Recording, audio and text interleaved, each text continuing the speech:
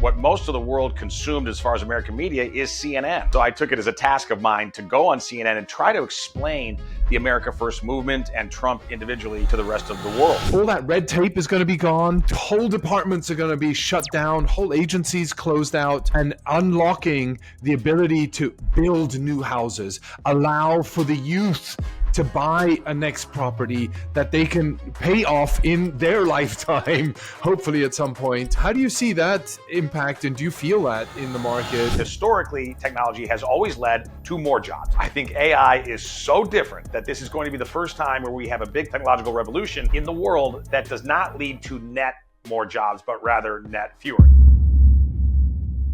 Hey everybody, super excited to be back, and today with Steve Cortes. You know, we met, I think, whilst the campaign was in full swing, I think nearly close to a bit less than a year ago. And you were out on the field, on the streets, really sort of feeling what people were feeling, especially around inflation. And I think one of the trademark statements you made to me was really, people go to the grocery stores 10 times a month and experience the increased food prices. Anyway, that just stuck with me, and I definitely, really was impressed by your feel for what was really going on in the ground. So thank you for taking the time out and sharing your insights and your background. Maybe you could share a bit of background on yourself and the League of American Workers. Sure, you bet. And thanks so much for having me. It's an honor. In terms of my background professionally, I started on Wall Street trading primarily bonds. And so as an interest rate analyst, strategist, trader, I have been paying particular attention to inflation for a very long time. Now, most of my Wall Street career, which began in the mid-90s, and went till roughly 2019, most of that career, inflation was incredibly benign. So at least by official metrics. So there wasn't a whole lot for us to honestly discuss. That's quite the opposite in recent years, and particularly since the COVID panic, the resulting exorbitant borrowing and spending, and the unfortunate reality of what Joe Biden did. He took what was already a problematic fiscal situation for the United States and poured gasoline all over it and lit it on fire to make it, truly a crisis. But to get back to my sort of CV, I went from the financial realm into the political realm mainly via TV, meaning I became an analyst for CNBC. They first had me on as a guest. They liked me a lot, signed me as a contributor, which means you're paid and you're exclusive to them and you have to appear. And I mostly did the Fast Money franchise, which is still going, noon and 5 o'clock Eastern time in the United States. But for years then, from roughly 2008 until 2015, I was just talking financial markets. I mean, and we would talk politics in a tangential way, but not in a serious way.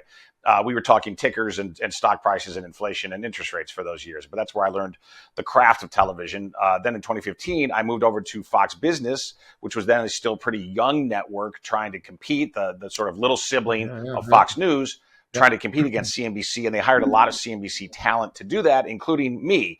And once I went over there, just roughly the same time period, concurrently, this orange guy came down the escalator at his office building and said, "I'm running for president." And he completely won me over. So I was very into politics personally, paid a lot of attention, was certainly what I would have described myself as a conservative. But at that point, Stefan, I was more of kind of a Wall Street conservative and more of the George Bush variety. Well, this raging populace completely won me over, really opened my eyes politically. I had a full sort of political conversion experience, and I've been a pretty hardcore populist nationalist ever since. But he convinced me, for example, that China was completely abusing the United States, that regular American workers were seeing their standard of living decline year after year, in large part because of enduring inflation, and convinced me ultimately to leave Fox and go to work for him in 2016 as an on-air spokesman. And so since I had a lot of TV experience and some TV notoriety as well, I became one of his chief spokesmen, and I mostly went to the hardest interviews. They sent me to the lion's den, so I was always over at CNN or MSNBC fighting with a panel of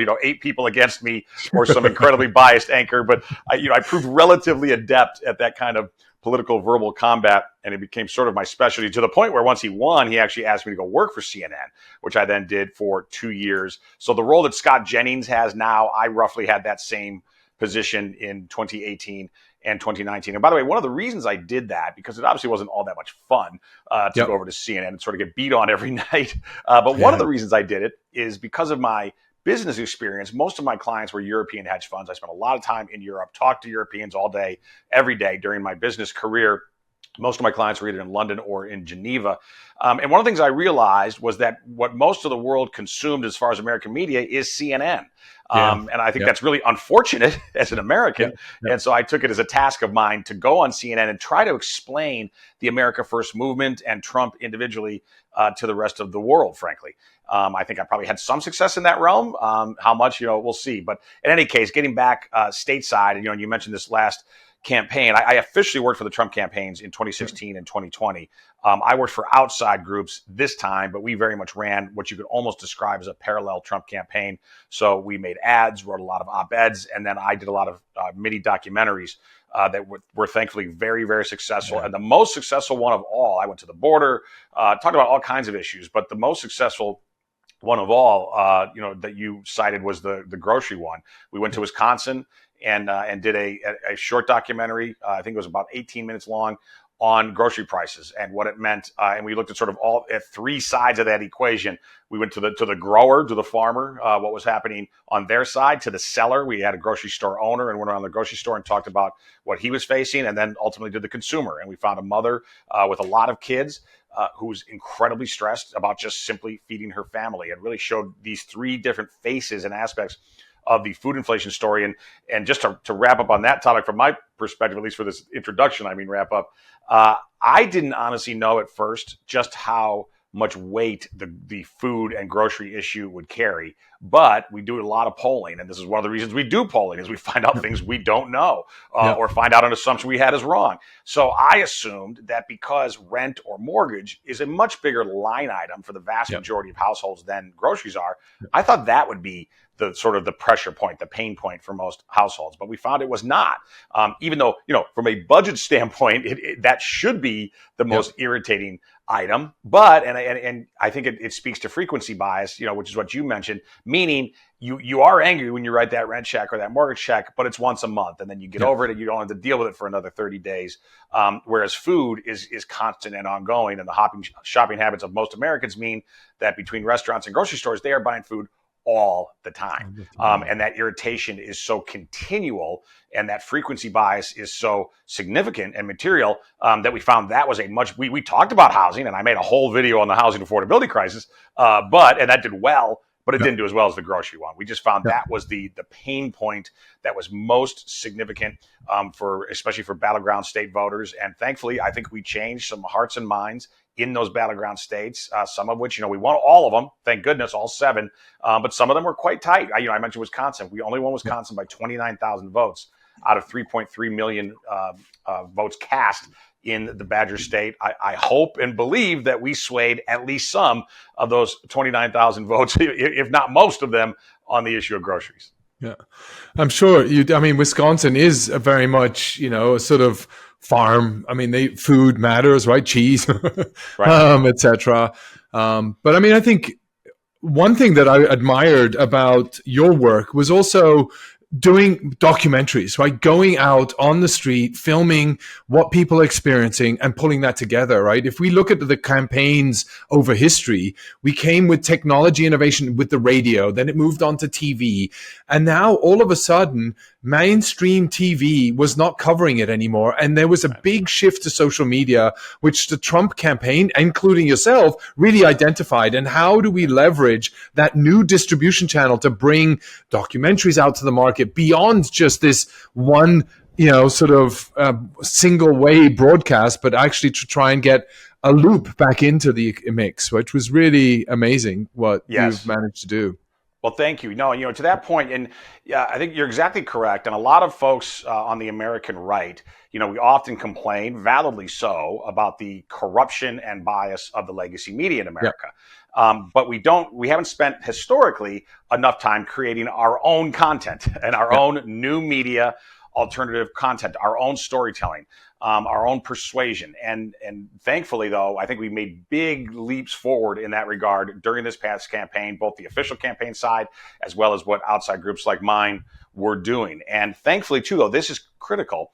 it was far more difficult to accomplish that task. Even if you made great content, it was hard to get it out to people when the large social media platforms were so aggressively censoring, even deplatforming completely voices, like mine and similar voices. So now that on Twitter X, we have a free speech platform.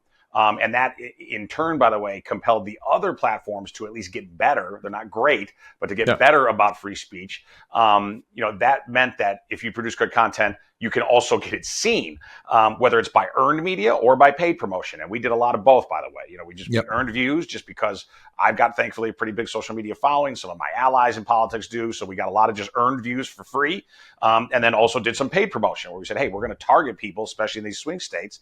And you can do that very effectively and specifically in those states. We know relatively who our voters are, but people who agree with us but are low propensity, for example, and how do we motivate them to vote? And one of the indications of success is at the end of these documentaries, I was asking people for their information. Would you sign the petition to get grocery prices under control, to secure the border, these kinds of things? And we got massive response from that. And it was a very soft ask, Stefan. In other words, like a more sort of rigorous ask would be, well, you can't watch the video unless you put your email and information in. We didn't do that. We just did at the very end, like I said, a very soft ask. And we got a ton, many Americans, way more than we expected, responding by giving us their information, where we could then follow up and say, okay, is this person registered? If they're not, let's encourage them to get registered. If they're registered, have they early voted? If not, let's encourage them to early vote, because that's, of course, all public information. It's not public information who you vote for, but it is whether or not you have voted. So, I think we used it very effectively. But to that point, it's such a changed media landscape, and it's really exciting, quite frankly. And so what I'm doing with League of American Workers, which is a populist right advocacy organization for workers in this country, is we're continuing to make these videos because they were so successful. So I've got one that I already shot at the border in Texas. I'm going very shortly to Arizona to do one on illegal migrant crime, but we're going to stay in campaign mode because I don't think it's enough to just win the election. You have to then win the victory, if that makes some sense, and advance the agenda. And we want to show that that Trump and America First, that the agenda now in government, we're no longer just the opposition throwing stones from outside at Joe Biden, and he deserved all of those attacks, okay? But it's different now that we have actual power and can implement an agenda, and then effectively try to defend that agenda. And by the way, I'll tell you one interesting thing on inflation, since it's such a key part of your work. When I went to the border, I went to Starr County, Texas. It is the most Hispanic county in America, 97% Hispanic. It's basically all Mexican Americans who live on the U.S.-Mexico border. Near McAllen is sort of the bigger town nearby. It is a gritty, working-class place. It's largely rural. There's a bunch of Mexican caballeros, but on our side of the border who live down there. It hadn't gone Republican in 100 years. Trump didn't just win it. He won it by 16%. He ran away with it. He had lost by 60%, 6-0, to Hillary Clinton there in 2016. Massive shift. And we saw this all over the country among Hispanic Americans, almost all of whom are working class people statistically. But this was fascinating because we were on the border. In my conversations with regular people, ranchers, cops, single moms, I expected them to focus mostly on the border. And of course, they're very concerned about the border. And they're, highly bothered and scared, frankly, of what is going on in their backyard right there on the border. But overwhelmingly, it was not the number one issue. It was inflation. It was inflation for these people. Because again, this is a working class county. Only 13% of the people there have a college degree. That's about a third the level of the national of adults of college degrees. So this is a place where people work with their minds and their hands, where people get dirty at work and physically dirty. And these are people who couldn't afford the basics of their lives under Joe Biden, and they knew it. And it didn't matter what corporate media tried to tell them about the Biden economy being good and Bidenomics working for regular folks. You can't fool someone on their tangible kitchen table reality when they know that they have to decide which staple bills to pay, which of the necessities of life they can pay at any given month. And they know that going to the grocery store has become a real source of anxiety for far too many Americans. And that was overwhelmingly, border was a strong second, don't get me wrong, mattered a lot to these folks. But number one, overwhelmingly, from the good citizens I talked to in Starr County, number one issue was inflation. And I think we saw that right from the beginning when we started calculating inflation. A lot of people were at the very skeptical. Why are you doing that? We've got inflation calculator. BLS already does it. Bureau of Labor and Statistics. They already calculate. We don't need another institution coming up or anybody else telling us what inflation is. Why don't you just calculate what the inflation from the BLS is going to be and predict on that? And we were very adamant and saying no, because it's old. It's archaic, it's manual, it's using really old antiquated technology. So why don't we build something from the ground up, new real-time data sets, and then be able to calculate what people really are experiencing when they go to the grocery stores or to the gas tank, right? And so that's really what we tried to do. And we're seeing in the last year, and that's when our conversation really kicked in, where we just saw a shift in mindset amongst the population where I don't believe these numbers anymore. Right. We need truth. Where is the truth, right? Where I need it. And where am I going to get it from? And especially now, after the announcement just last week, 2 days ago, 3% up. It just doesn't compute with all the predictions, and nobody saw it come, especially we're dropping interest rates before, and boom, 2 months later, all of a sudden inflation's up. Right. Where are they getting these numbers? And by the way, we changed the methodology. So people in Washington are no longer in touch with the people on the street and the people actually living day to day, paycheck to paycheck, and don't really are trying to scramble to buy the eggs and put the eggs on the table for 4 children or however many children they have. Right. No, listen, you're making such an important point, and you're doing such important work, and thank you for it, because it's insane that we're still using methods from the 1970s, I mean, from a half century ago, to collect inflation when we have an ocean of real-time data that is available to us, and that you, thankfully, are curating and making into, sensible, real statistical, data and numbers that matter for folks, and which, again, coincides with what they already intuitively know. The corporate media, when it had more credibility, thankfully it's lost most of its credibility, but when it had more credibility, it had the ability through narrative and propaganda to fool the American people on certain things. It just did, because if it wasn't something the American people were highly attuned with in a personal way, most Americans aren't all that political. They have busy lives, they have things to attend to. And so it was possible for the corporate media to snow them, to fool them on certain issues. But you cannot fool somebody on inflation. You especially can't fool, by the way, the women. And then we found that because in most households, statistically speaking, the women are the CFOs of the households.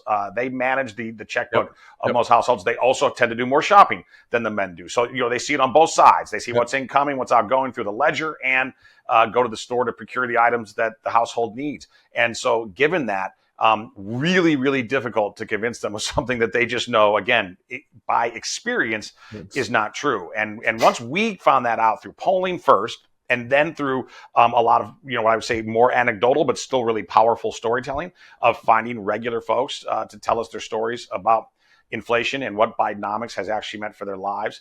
That was a really compelling theme for the entire campaign. And, again, not just in Stark County, Texas, but nationally is the number one reason Trump won. There are certainly other really important reasons. But all of the public polling, the good public polling that is out there from other groups, the polling, I've made all my polling public that my group did. And we really try to do our polling rigorously, by the way. We approached it, statistically speaking, we tried to get our, and we were quite good, by the way. We got 6 of the 7 states right. I did not get Pennsylvania right. I actually had Trump slightly losing Pennsylvania into election day. So I did have a miss there. But very early on, for example, we determined that the Sun Belt swing states, meaning Nevada, Arizona, Georgia, North Carolina, that they were solidly in Trump's corner. So we actually devoted a lot more of our time and resources to the northern 3 swing states of Wisconsin, Michigan, and Pennsylvania, because our polling was very solid, that we had significant leads in those Sun Belt states. And thankfully, we were right. Obviously, we were making a bit of a wager whether or not our data was correct. But as it turned out, it very much was. And then in those northern 3, we were right in 2 out of the 3. And by the way, that didn't stop us. We still spent a lot of time and resources in Pennsylvania. So I hope we were still helpful there. But we really piled into Wisconsin, for example. And, Wisconsin, again, is sort of just the ultimate barometer state for a lot of things. So, I mean, if you poll Wisconsin, generally you're going to get very similar poll results to what you will get when you poll America. I mean, it is literally and metaphorically the heartland of America. It's diverse enough that it tends to represent America, because you do have one big city in Milwaukee with a lot of minorities. Then you've got a bunch of farmland. It really kind of is America in miniature in a way. And so we poured a lot of resources in there. But your work on inflation is part of what was fueling my thinking regarding the political approach to the campaign. I tried to bring that. One thing I found in politics, unfortunately, is the political world is full of both political aides, and operatives, as well as actual political candidates who love sloganeering, right? And some of them are very good at it, by the way, very good at messaging and what I might call propaganda from some of them. But they're not very good at the numbers. There's just not that many people who have a statistical background of any kind. Mostly it's filled with, with attorneys or media people. So what I have tried to do, just because of my background as a bond trader, and look, when I was brokering, for example, for these big hedge funds, you made a presentation to them about why a certain trade strategy should be followed. You better give rigorous statistical backing to that idea. Now, it doesn't always mean you're right, by the way. I was wrong on some of those, but you better present the data and evidence-based statistical case, numeric case of why this makes sense, and why are rates going up here, or why are German rates going to go up relative to American rates. Those are the kinds of things that I did for 2.5 decades. And so when I came to politics, I tried to bring that mindset, and I found that, unfortunately, there's not many people in politics with that mindset. So those of us who do have that approach and have some of those skills, I think it's really important for them to use them, and especially at a time like this, because look, it is, again, it wasn't just the number one issue of the election. It's the number one issue for our country right now. For example, by many metrics, housing affordability has never been worse in the United States. And that's not just my opinion, that's by some statistical metrics, and it's the opinion of the American people. If you look at the University of Michigan survey, which I like to study, because I think, number one, they do a pretty good job with their surveys, but number two, it goes all the way back to the 1960s. So you have a lot of history and data. And very late in the Biden term, housing affordability on that survey hit the lowest level of all time. I mean, worse than the 07-08 recession, worse than any recessions in American history, going all the way back to the 1960s. So we have a crisis on our hands right now. It's not one the corporate media is going to tell you about, but we have a crisis of regular folks, middle income people, can't afford their lives. Their standard of living is going down. They're living in worse conditions year by year, something that has never happened on a sustained basis in American history. Happened a little bit during the Great Depression, of course, but very rare, thankfully, in American history, right? American history has mostly been all about the standard of living increasing on a pretty continual basis, at times leaping higher in the United States. And that's not the reality for middle-class Americans right now. So big burden, frankly, big task ahead on Donald Trump to reverse that damage and to get back to the kind of momentum that we had in this country pre-COVID under Donald Trump, that 2019 year, which in many ways was just a fantastic year for Americans, where real wages were galloping higher, meaning your pay above the actual rate of inflation, not the official rate.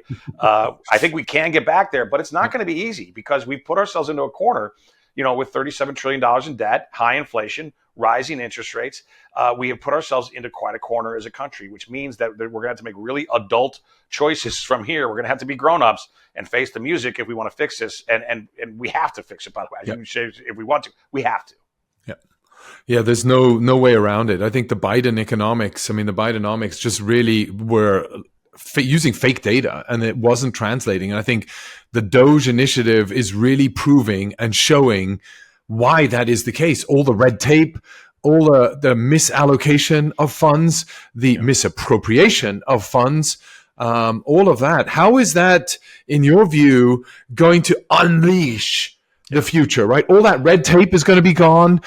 Whole departments are going to be shut down, whole agencies closed out, and unlocking the ability to build new houses, allow for the youth to buy a next property that they can pay off in their lifetime, hopefully at some point. How do you see that impact, and do you feel that in the market, and do you see positive response? Somebody was saying 30% of the Americans don't like what Doge is doing, but that's only 30%. Do the other 70% love it? Then that's the right thing, right? Yeah. So by the way, let me give you a poll. This is a sneak preview because I haven't made this poll public yet. I just got the results last night. We asked approve, disapprove of Doge, and it came out 57% approve, 35% disapprove. So that's a strong, in a country where most issues break down 47-47, right? Yeah. And we're just fighting over those few middle percentage points on a lot of issues. That's a strong poll result. Definitely. And again, I did this poll in a very scientific way. My sample universe was 50% Trump voters, 49% Kamala voters, which is exactly where the election, ended up playing out. So I was not, cooking the books on this or putting my thumb on the scale. Very strong, positive response for Doge. And I think Doge, by the way, has done it from a messaging standpoint, has done a pretty good job so far of communicating what's going on with Doge and why this is necessary. But to get to the bigger point of unleashing productivity, it's an absolute necessity, because here's the thing. Given the financial quandary that we are in as a country, and given that right now there is no political will to in any way curtail entitlements. Given that reality, if it is not politically feasible right now in Washington, D.C., to slow down the growth rate of entitlements, and I don't think it is feasible presently, that means the discretionary portion of the budget is just not big enough to get us to a meaningful place of fiscal sanity. It just isn't. Even if you eliminated all of it, if you won't touch Social Security, Medicare, and defense, and right now those are not remotely on the table.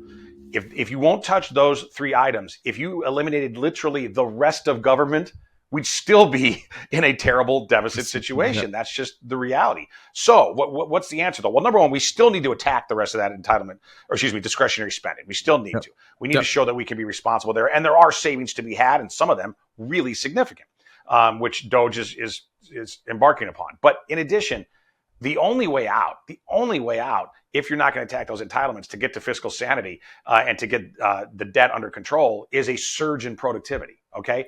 So how do we get that surge in productivity? And I believe the number one way is to get the public sector, the government, the Leviathan, off the backs of the private sector. And if we can create the incentives and the openings for the private sector to get far more productive, and if we can convince them that this is going to last, because in some ways it's about confidence, right? It's not just about the policies. It's also about belief, because it can become self-reinforcing. It can become a virtuous cycle where belief begets belief, and more productivity and more investment and more capital expenditure. If we do that, then it is possible for us to grow out of this, this mountain of debt. But it won't be easy. And to me, the cleanest, best shot we have at it is exactly what Doge is doing. Get government out of the way, and particularly of small and medium-sized businesses. Because let's face it, a lot of big businesses, even though they might pretend they don't like government regulation, they largely control the regulation. Sometimes they're even writing the very regulations in ways that are rent-seeking, in ways that depress competitors. We see a ton of that in banking and pharmaceuticals and these big businesses that are highly, highly political and very connected in Washington, D.C. So it's not so much about helping big business, although I think they'll benefit as well. It's much more about helping medium and small size enterprises who they don't have the scale and they don't have the political power to deal with the regulatory burden from Washington, D.C. And it's significant. And I think a lot of people will be shocked if you haven't talked to even medium-sized manufacturers, for example, like what EPA has been doing to them in recent years, what OSHA has been doing to them. Because there's a puddle in your parking lot and we're going to declare it a wetland. You mentioned building homes, how hard it is to build a home in the state of California. It's damn near impossible, to build homes in California. Now, hopefully one of the few positives of the fire tragedy out there is maybe we're going to see a shift in thinking, especially considering that a lot of those homes who were burned down are some of the most important people in California, politically, financially, and otherwise. So sometimes terrible tragedies can produce some positive outcomes. That might be a positive outcome that maybe people say, our permitting process, our regulatory process is insane in California. It's one of the reasons that housing is so unbelievably expensive. So I kind of am of two mindsets here. The situation's dire, and I think we need to realize that. And the economic handoff, particularly regarding inflation and affordability, the economic handoff from Biden to Trump was dreadful. And I've written a lot about this, shown a lot of charts and evidence to back, and I hope I make a persuasive case there. So that's sort of point A. But then point B is, okay, but there are solutions. They're not easy, but there are solutions.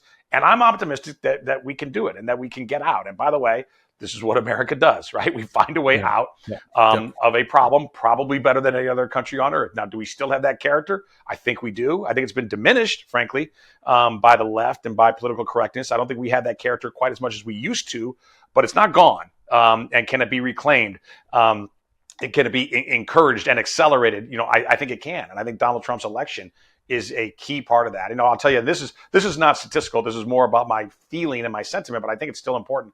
One thing I've noticed is people, even not just in terms of politics, but just generally since Trump won, I run into a lot of people who speak much more freely now than they did before. It's almost like this burden has been lifted off of them, and they're willing to say things that maybe aren't all that politically correct, or they're willing to say things that might offend somebody, right? Sure. But they're willing to say them and speak their mind. And again, not just in politics. I mean, in other aspects of life, that's refreshing. And I think that mentality has an economic consequence as well. Of people believing that they are freer, and believing that, hey, I don't have to fight against the state, for example, to get something done in my life, or to implement an idea I have, or a side hustle that I've been thinking about, but I haven't pulled the trigger on it yet, and it's time for me to do this side hustle. So, recognize the gravity of the current situation, which is really bad, but then also point the way out and believe it can happen. And I think that, that to me is the right mentality, the right approach. Yeah, I think you're 100%. I think you brought it up right early on. CNN, right, was a big advocate and was the voice of America around the world, and their narrative, which was just, I just feel it was so destructive to society, was dominating the whole. I mean, Europe, Asia. I remember in China, I launched my first company in China, and there CNN on every hotel. That was the only international media you got, on maybe National Geographic TV or something, right? But that was all you could get. And so ultimately that narrative took place and stunk in across Europe and around the world. And yeah, nobody dared to speak up. It was always, oh, Trump, oh, bad, bad, bad. And now all of a sudden, oh, what the Doge is doing, what the US is doing, the investment, leaning into new technology is no longer a sin. This is a must do to actually, and I think it's pulling at least the West into that right direction, and seeing what the West needs to do and Europe needs to do if they are to keep up. And the conversations that wouldn't take place 3 months ago or a month ago are now actually on the table. And you can see that across the whole Twitter landscape, which is super, I mean, it's great to see, right? It's just really, finally people have a voice and they can express it, and they're not going to get shot down. Maybe they do get, slammed, but that's part of it. Sure. It's not easy, right? I mean, if it's easy, everybody would do it, or nobody would do it. It's like, something, right? It wouldn't be special. Yeah. And I think free speech is essential to a vibrant, entrepreneurial, dynamic economy. I mean, it's essential, right? It's about the free flow of information and ideas. And we didn't have that recently in the United States, at least not to the degree we should have, and certainly not compared to most of American history, because the government, in collusion with big media and big tech, was able to stifle free speech pretty effectively. Let's go back, for example, to the 2020 election, when I mentioned I was an official spokesman for Donald Trump. There was a time when the Hunter laptop came out, when the laptop from hell came out. And by the way, to me, it was really never about Hunter, even though it was his laptop. It was what it said about Joe Biden. Yep. And what I refer to as the Biden cartel was doing, selling American influence all over the world, including to some of the worst enemies of the United States, meaning China and Russia specifically. Yep. But regardless, when we started to talk about and promote that laptop, we were completely censored and deplatformed. For example, specifically, I had my official Twitter and Facebook campaign accounts deactivated because I was talking about the laptop. Kayleigh McEnany, who was then the press secretary of the United States, a government position, not a political, not a campaign position, an important government position, right? Somebody who literally is the mouth, the voice of the president of the United States, could be critical in a time of danger, for example. Her accounts were deactivated as well. I mean, unfortunately, they were pretty successful at that time, but even though it wasn't that long ago, we're in a very different place now. I would also point out, though, by the way, as much as I respect what Musk is doing, and I think he's just doing amazing things, the fact that the wealthiest man in the world, who's trying to run, what is it, 8 companies, is willing to work for free around the clock to do this is incredible. But I would also say this. I hope that we don't overlook the fact that we should not have to rely on his benevolence to have a free speech platform on Twitter X. It's amazing what he's done. But as a country, as a great country of 330 million people, we're not supposed to rely on one guy, and his view that we should have free speech. No, we need rules and regulations to make sure that these platforms remain free speech. So what he's done is incredible. And I don't think Trump wins the kind of victory he wins without him. But let's also not rest, on that as Americans, because we need better than that. And if something were to happen to Musk, well, who says the next CEO doesn't return to the bad old days, right, of what was going on before? And then the other social media companies can start to clamp down even more because they don't feel that pressure of, there's a free speech competitor out there. So, I think that's important too. And again, it gets to the economy. It's not just because we like the idea of free speech and we think it's important to us as human beings. It is. But also free speech fosters an entrepreneurial dynamic economy. And so like when I talk about productivity and the debt, it's all related. It's inextricably linked. We can't get to a place where we're productive enough, in my view, to start paying down this monstrous debt that we cannot hand off to our kids and grandkids. We can't get there without free speech, because that's a huge component of a free society that is entrepreneurial.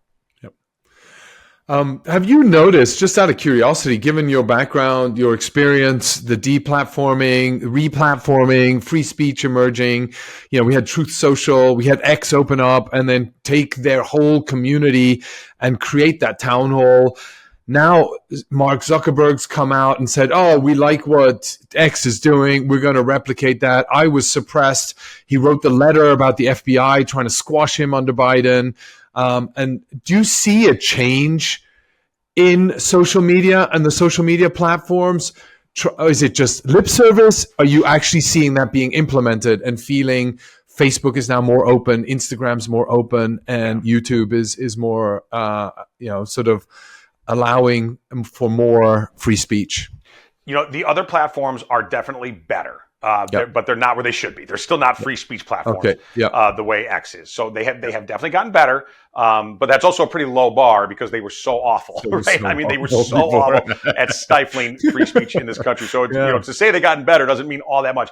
I am skeptical of Mark Zuckerberg. Okay, I am, and frankly, I don't feel sorry for him. Yes, the FBI and the U.S. government brought all the weight of the federal government to intimidate him. No doubt they did. Okay, but that was also the apparatus that he supported with $400 million of his own money in 2020 when he effectively rented out the public election apparatuses of the United States. I think a lot of folks still don't really realize what he did with the, I refer to it as the Zuckerberg. Can you explain that? What does that mean? Yeah. In the name of health, because they had the guise of the pandemic panic.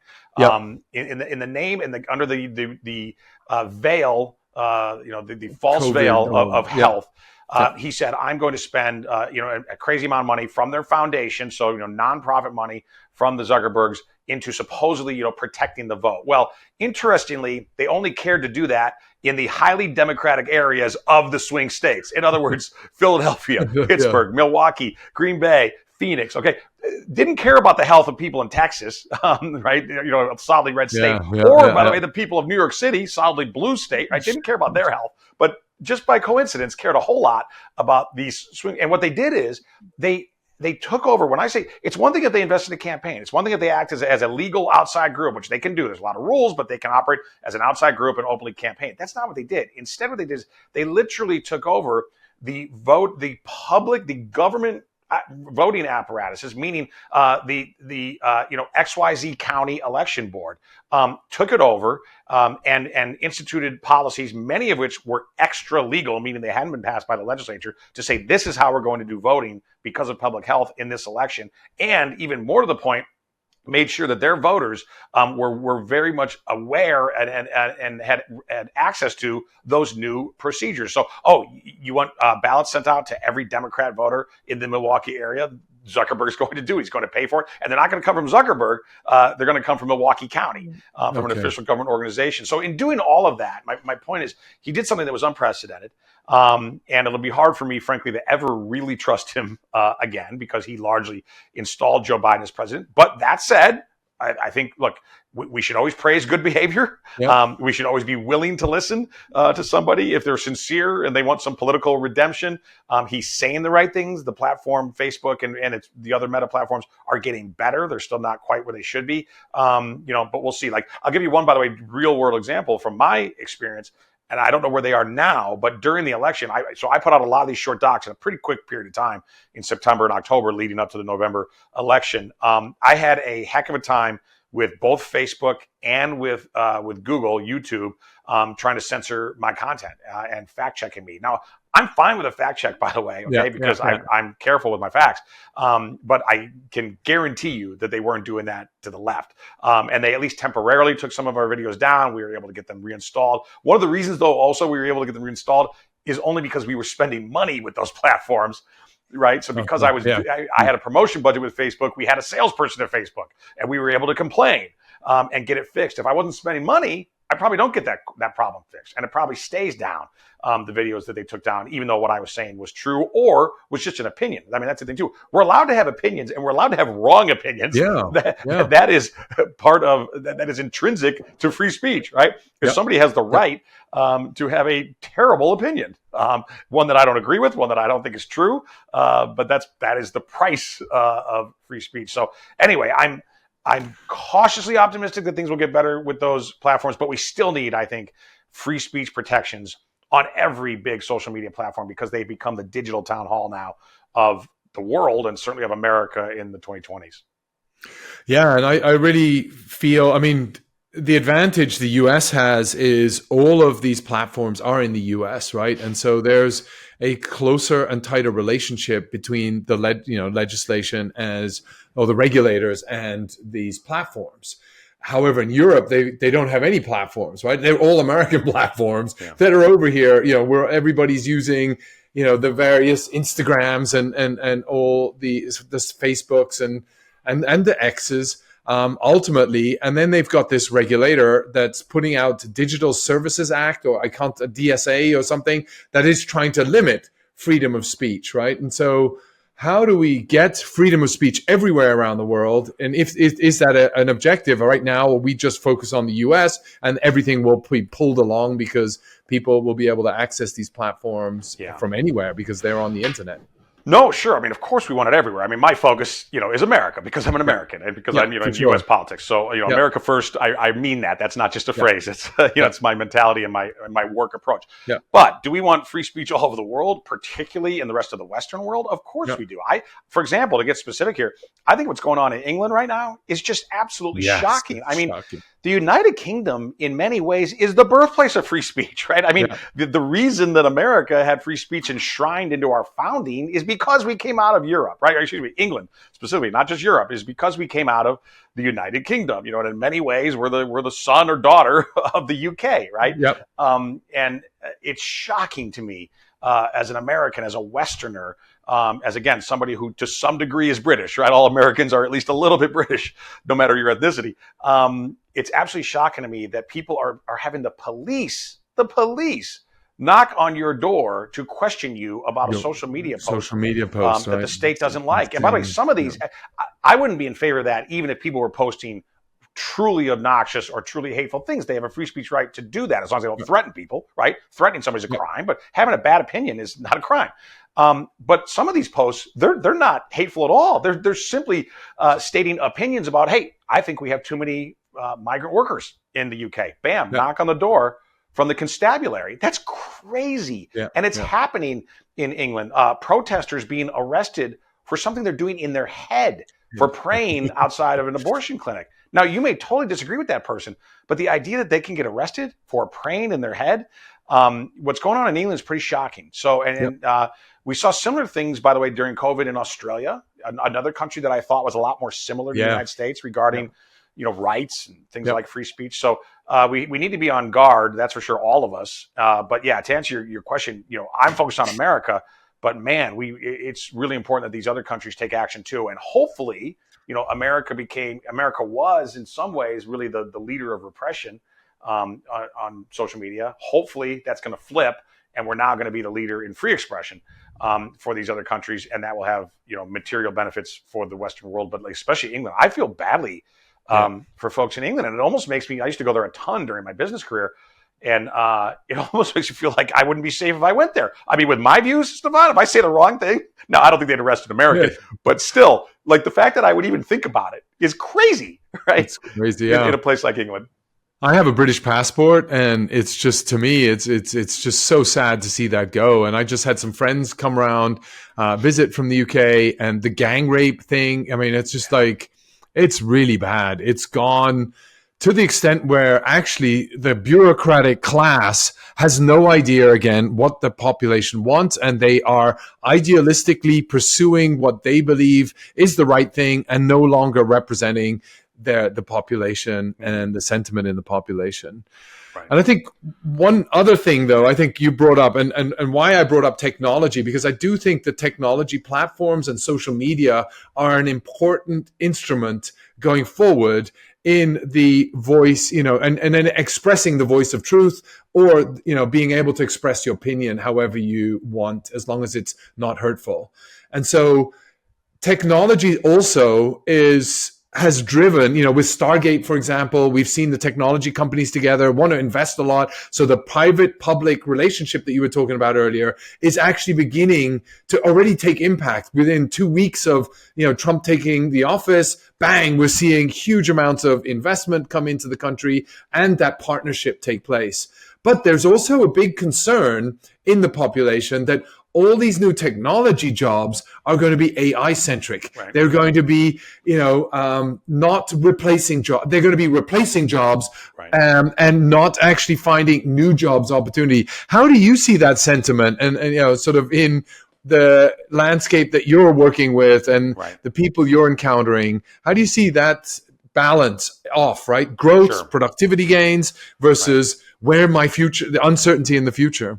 Yeah. No, listen, these are some of the biggest questions, the most profound questions, for all people, but particularly for policymakers right now in the United States and all over the world. And I will not pretend that I have the definitive ansers, because AI is so complex, a bit out of my wheelhouse. I'm not a techie, but I do my very best to understand this issue. And I certainly understand the economic side, and particularly historically. Historically, there's always been worries that new technology will displace people. Historically, technology has always led to more jobs, different jobs, but net more jobs. I don't believe that's going to happen this time. I think AI is so different and so transformative that this is going to be the first time where we have a big technological revolution in the world that does not lead to net more jobs, but rather net fewer. Now, I could be wrong on that, certainly, but that is certainly my educated guess of and prognostication right now of what will happen. So if that's correct, huge issue for us to deal with. By the way, I would connect this back to immigration.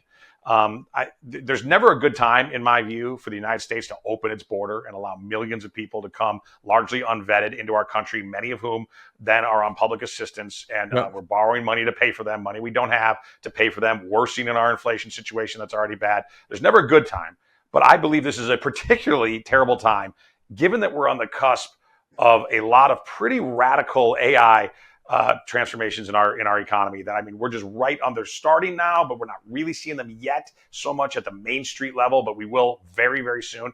And my strong belief is it's going to lead to the need for fewer people net, which means bringing in a bunch of foreign workers at a time like this is a particularly ludicrous and unhelpful idea, because in all likelihood, American citizens are going to have a hard time getting gainful employment, if AI turns out as I think it might.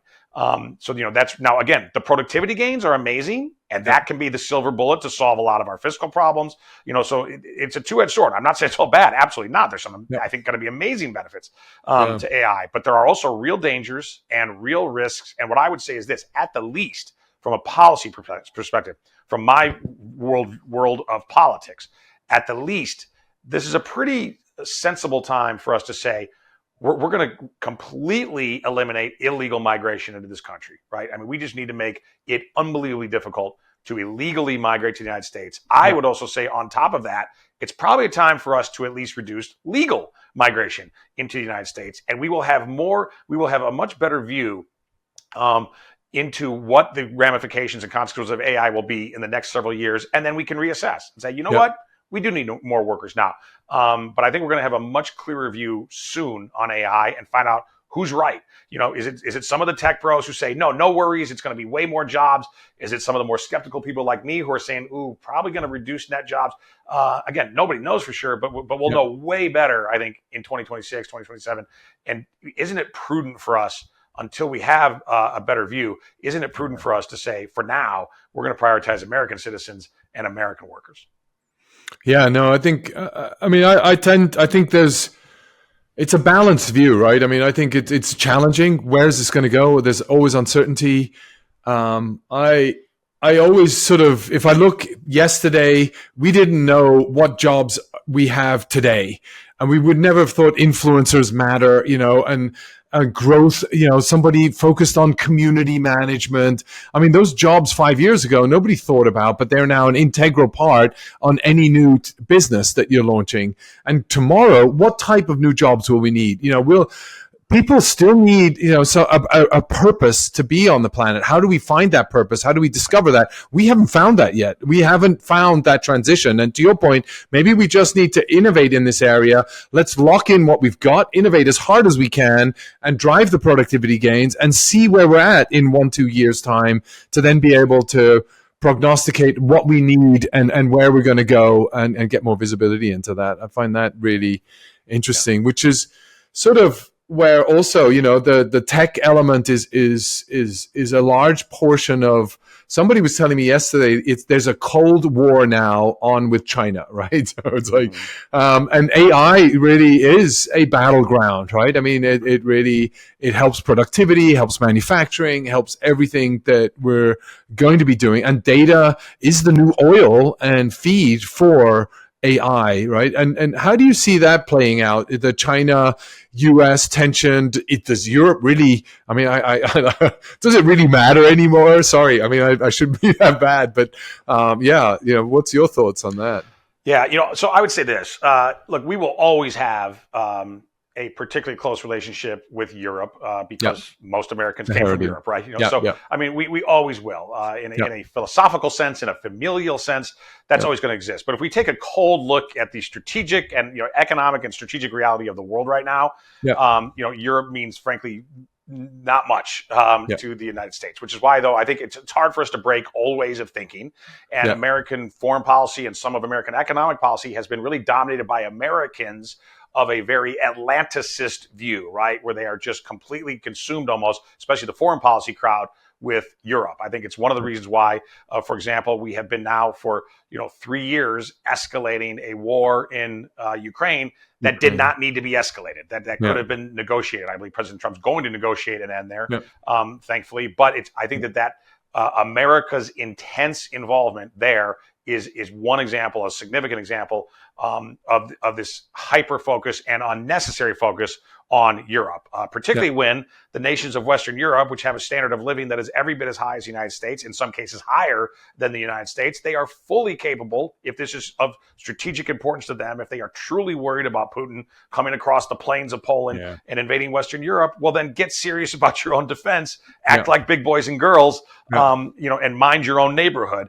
because the time for the United States to do that has long passed. And on top of that, it's not just that's an unjust relationship. I think Americans have been abused, frankly, by European elites for quite a while. But even more importantly, perhaps, is when we then look to the other ocean that we're on, when we look to the Pacific side, that's our real nemesis. And I'm not saying that Putin wishes us well, but Putin is not a threat to the United States, not in a systemic way. Whereas the Chinese Communist Party is a threat on almost every level to the United States, militarily, economically, I would say even socially, in so many ways, a threat to the United States. And unlike previous adversaries who we have always basically isolated, we've not at all isolated China. As a matter of fact, quite the opposite, right? We largely integrated them into our economy. We welcome hundreds of thousands of Chinese students to American schools every single year. I mean, imagine the United States doing that with Nazi Germany pre-World War II, having the sons of Nazis go to Princeton and Harvard. It would have been unthinkable, right, pre-World War II. Well, that's essentially what we're doing with the CCP right now. We are inviting their sons and daughters to come to American universities. That's just one aspect of it. It's not the only one, of course. I mean, the most important aspect is trade, and is the fact that we rely on China, not just for so many goods, but critical goods, goods that have national security significance, things like computer chips and medicines, things we literally can't function without. So this is the grand confrontation of our time. It's much what the United States experienced during the Cold War. I think you're exactly right to call it that. It's very similar to the Cold War versus the Soviet Union, except in some ways it's more problematic because, again, we didn't integrate with the Soviet Union and we isolated the Soviet Union as much as we could. Now we're totally integrated with our adversary. And so unpeeling that is really, really difficult.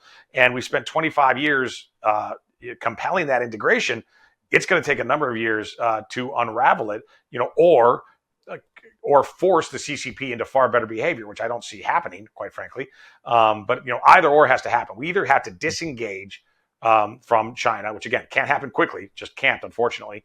We're too intertwined. But we need to either disengage, or we have to, through carrot and stick, convince the CCP to act in a way more responsible way. I'm very not confident in the least that latter point can happen. So, and by the way, I really credit Donald Trump for this. He awakened so many Americans, including me. He awakened so many Americans to just how dire the threat of China is to us, completely from way back, right? I mean, he was talking about this way back 30, 20, you look at videos 20, 30 years ago, he was talking about it already then.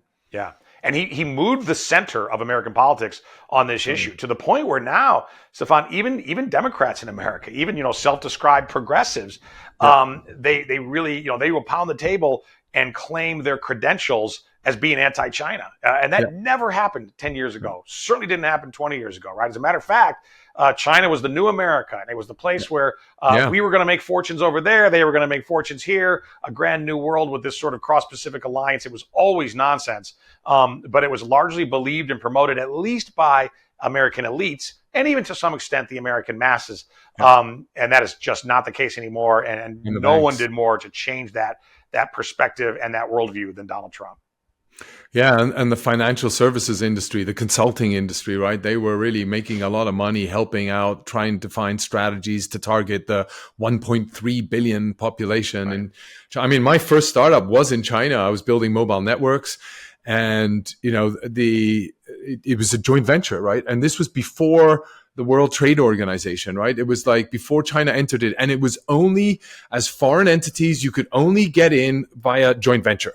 You had to be a joint venture. What did that mean? You needed to hire, you needed to find a local partner. You needed to build with a local partner. You needed to hire local people. You needed to train them in your processes and in the way of management, in the way of production.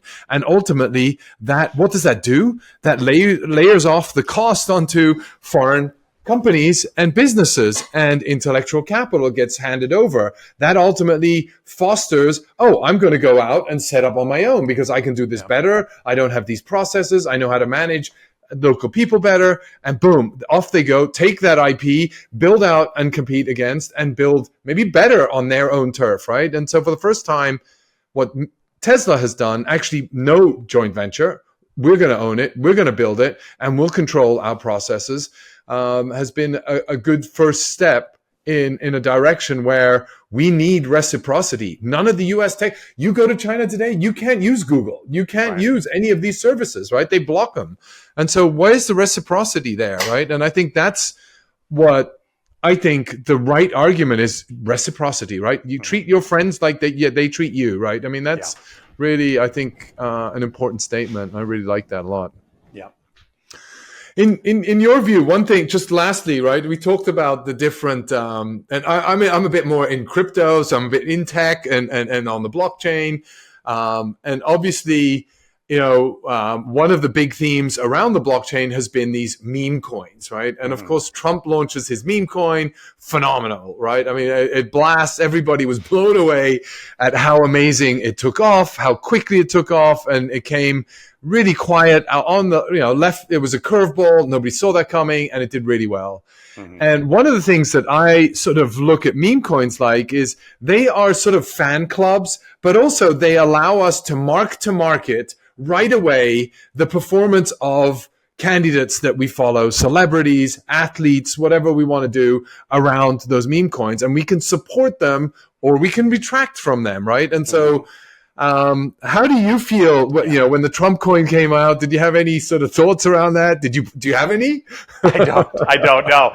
But although I did do a fair amount of wagering on the election, by the way. Okay. Which was fascinating. Market? Yeah. Well, because you didn't even need to go just to the betting markets. Here in the States, yeah, regular brokerage firms, had yeah. accounts of. So Interactive Brokers, which I think is the largest online broker in America. I was betting essentially on Interactive Brokers because I think the way they actually set it up is as a futures account. But the point is there was tons of liquidity on there, and once I saw it, not that I needed that much liquidity, I wasn't moving tons of money. I was more doing it for fun, but also for informational purposes. To your point, because as a campaign operative, once I saw that there was real money and liquidity in there, and it wouldn't have been easy for just one wealthy person to push it around the Interactive Broker side, I started really watching it. And by the way, it basically nailed the swing states. It did. So I think to your point, those are fascinating tools, and of course that's your world, is collecting that kind of information. And you folks do it better than just about anybody. But it's something that I definitely pay attention to. By the way, quick, interesting story. When that completely bogus Iowa poll came out on the weekend before the election from the Des Moines Register, which had a very good history of doing very good polling, and Ann Selzer is the woman's name who's been running it for many decades. She came out with a poll showing that Trump was going to lose Iowa by, I believe it was 10%. It was something just insane. It was so ridiculous, so far off everybody else's polling. But the corporate media had a heyday with it for about 24 hours saying, Trump's in trouble. And of course, by the way, if he's losing Iowa, then he's losing all the swing states. Okay. I mean, he would in that hypothetical. I started digging into the poll, and, because I know polling quite well, just said, this is ridiculous. This is ludicrous when we were looking at the subgroups. But one thing I also did, which I'm kind of proud of, is I logged on to Interactive Brokers, and the Trump contract was getting killed. It was the only time that I saw it go below 50 cents. It was a dollar contract, and I bought it for, I think, 47 cents, to pay $1 when you win. You had to be quick because it turned around very, very quickly. But I grabbed some for myself out there because I knew that. And of course, the Iowa poll was ridiculous. Trump ran away with Iowa. It wasn't even close. And we still haven't had a good explanation, by the way. She has been interviewed a couple times at Ann Selzer, but that's not a mistake. I've done enough polling to know there's something going on there. There's some systemic flaw. There's something dishonest. I don't know what happened there, but I do know this. If you're a legitimate pollster, you cannot miss by that much in an honest fashion. There's no honest mistake that is that far from reality, particularly when you know the game of polling as well as they do. So in any case. I'm super keen to see what the repercussions are going to be. How are we going to find out? Are we going to invest a lot of time into discovery? What actually went wrong? Are people going to be sentenced, for some of the, bad acting that has been taking place? Right. Will there be prosecutions? What will that all look like? Yeah. Well, look, I hope so. And I mean, I think the Trump campaign suing her individually and the Des Moines Register is really important. Now, it's a civil suit. It's not a prosecution. But no, I think that's very, very important. And I'll be curious to see what they do. Do they try to settle it? I would hope that Team Trump does not settle. Says, even if you want to settle, we're not settling. We're taking this all the way. Right, because we want to get to discovery. We want to find out. We want your communications. We want to know what happened here. Because, look, we don't know what happened, but there's a heck of a lot of smoke. And it sure seems like there's a fire if we, when there's that much smoke, there typically is. And that's just one situation, a fairly significant one, but that's just one situation. So, I think the effective use of litigation, look, America litigates too much. We sue each other too much. It's a problem for our economy, for our society, but there are some benefits to being really litigious. And in this case, it can be a fact-finding mission. It's not really about the lawsuit per se, or it's not really about the money you're going after. It's about the fact-finding. And it is a legal means where people basically have to tell the truth. Yeah. Not too many people are willing to lie under oath. Not too many Americans are willing to be deposed and put their hand up and say, I swear to tell the truth, under penalty of law, and then lie. There are some folks who will, but most won't. So it's a great way to get at the facts. And on top of that, of course, not just their word, but to get at whatever is you can audit, meaning text messages, emails, all that sort of thing. Yeah. No, great. Super, really good download from you, Steve. Lots of amazing insights. Really enjoyed this. And thank you for your time. Where can people find out? How can they contribute? How can they help out? What can they do to support the League of American Workers? Yes, appreciate it. And thank you for everything you're doing, particularly truth telling, using data and evidence. It's super important, and you're doing really important work for the country, for the world in doing that. Please, League of American Workers is amworkers.com, amworkers.com. But the best place really to follow me, because we don't post a whole lot of new content on there, is on my social media, and particularly Twitter, X, which is where I spend most of my time. I'm on the other platforms, but Twitter X is the political one, the free speech one. I'm at Cortes Steve. Cortes with an S, so there's two S's together, at Cortes Steve. Please follow me there, and I post all of my articles and information, and very soon new fresh mini documentaries from Texas and Arizona. So I appreciate the opportunity. Thank you, Stefan. Yeah, look forward to those documentaries as well. And thank you very much for your time, Steve. Really super enjoyed this, and really love the work that you're doing and continuing to tenaciously pursue truth and bring betterment to the US as well. So I think the whole world is looking to the US and that frontier spirit, the new boundary, the pursuit of happiness, the tenacity, the disruption. All of that is that entrepreneurial spirit. That is what everybody looks to the US for, and you're a big part of making that a reality. So thank you for your efforts, and really enjoyed this. You bet. Thank you. Thank you.